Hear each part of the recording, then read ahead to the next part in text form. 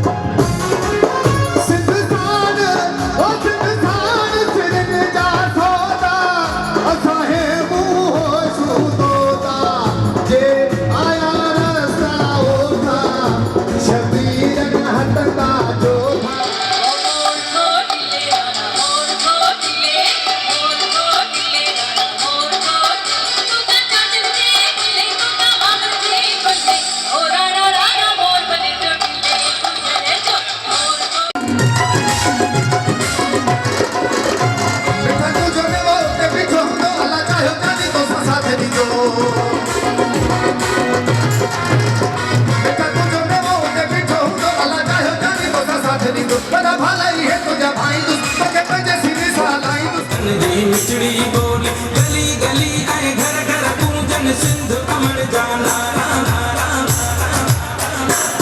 जिये सिंधु वाला जियन सिंधु टोपी अजरक वाला जिये सिंधु वाला जियन सिंधु टोपी अजरक वाला जियन बचन आए पैरू बचन मोला करे बरी हेल बसन हरकाचे आए कारू झरते बादल कारा कारा